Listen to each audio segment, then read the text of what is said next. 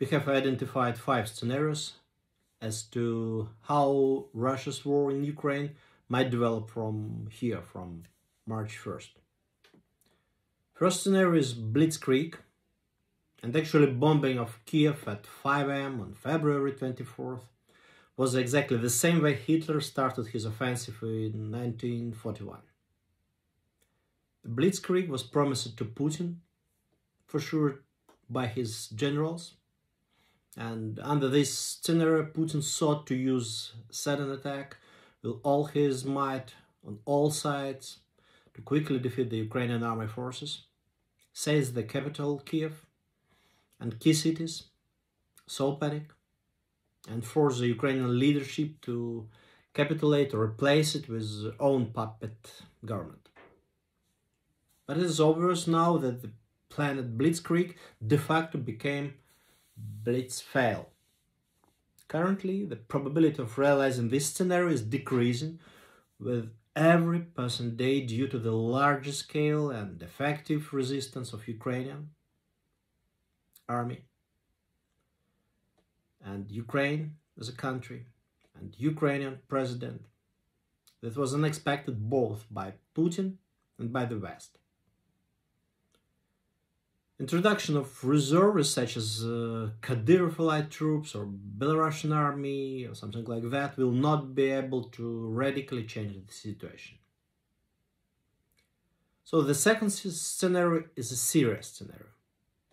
Failing with a rapid maneuver to succeed in establishing a pro-Russian government in Ukraine, Putin could change strategy and move to Russia's traditional practice of scorched earth, as successfully tested in Chechnya and Syria previously. Russian troops will try to systematically advance step by step, ignoring their own losses and the loss of civilians. Iskander, caliber missiles and other heavy weapons will be used. In this scenario, there will be endless hostiles, massive destruction of infrastructure, depletion of resources, significant outflow of citizens, and deep dive of economy. The probability of this scenario is high. Under sanctions, the Russian economy will not last long, but the Ukrainian economy will suffer significant losses. So this is a war of attrition, a contest to see which of the parties will die first. The West has to prevent this scenario by introducing disruptive sanctions with immediate effect on Russia. Third scenario is World War III. Actually, we have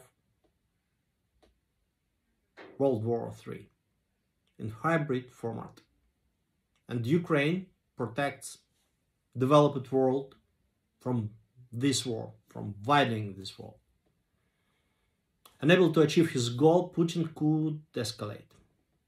For example, bombing a nuclear power plant, setting off an explosion at the Chernobyl shelter, launching a missile strike at a NATO or EU city, reviving the armed conflict in Bosnia and Herzegovina, Republika Srpska, or launching a nuclear weapon against one or more Ukrainian cities.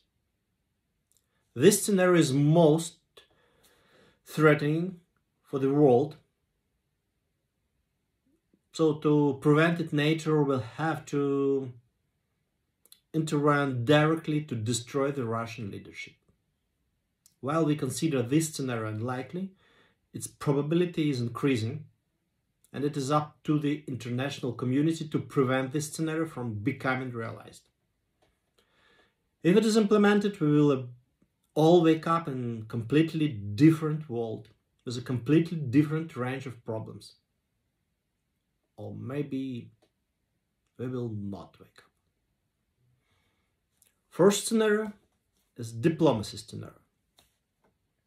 Under enormous pressure from the West and with Western or Eastern mediation, Russia can be coaxed to the negotiating table with Ukraine. The obvious condition of the Ukraine side will be complete withdrawal of Russian troops from all Ukrainian territory, including those occupied and annexed by Russia in 2014. Actually, none of these scenarios provides a clear answer how to defeat Putin. Ukraine's victory cannot be achieved by military means alone, because even a complete cleansing of Ukraine from Russian troops will only mean that Russia will be given time to gather strength, analyze their mistakes, and prepare better for the next strike. We'll have terroristic attacks or other kind of pressure from Russia. Freezing the conflict will the prospect of resuming its suits neither Ukraine nor the West. Victory means not just full-fledged peace on terms acceptable to Ukraine, but the disappearance of the constant existential threat to Ukraine from Russia. This can only happen when Russia internally is fundamentally reformed. The keys to victory always lie at the same place as the keys to the war's start. Therefore, victory is directly dependent on fundamental political change in Russia. Numerous analyses conducted by different researchers that show that political change in Russia by the means of Russian Maidan, that set from the bottom up, is absolutely impossible due to the absence of grassroots social movements and because of significant support for the invasion on the part of large proportion of Russian population. The effect of many years of propaganda. Political change in Russia are possible only from the top. They must involve powerful authorities. This is how we come to the fifth scenario. Fifth scenario is rebellion. Sanctions might lead to the critical level of dissatisfaction with Putin, which could spawn a revolt from his own army and/or FSB generals, oligarchs, and/or regional leaders, including Kadyrov. This scenario is most desirable and effective in terms of rapid change. In one version, the bankrupt dictator is removed permanently or moved to The Hague, and his place is taken by a person more acceptable to the world. In another version, Russia begins to disintegrate. Regional leaders negotiate with the security forces and oligarchs to dismantle the mosaic country. This will be a bit like collapse of USSR in 1991. The prospect of disintegration resulting directly from military defeat is real, but not desirable neither for the West nor for Ukraine, because disintegration of Russia is unlikely to happen peacefully. Crowds of refugees would flood Ukrainian cities and cities of other countries, and nuclear weapons could well into the hand of new unpredictable leaders, dictators, etc. For this reason, we see no alternative to removing Putin if the international community seeks to restore peace in the long run.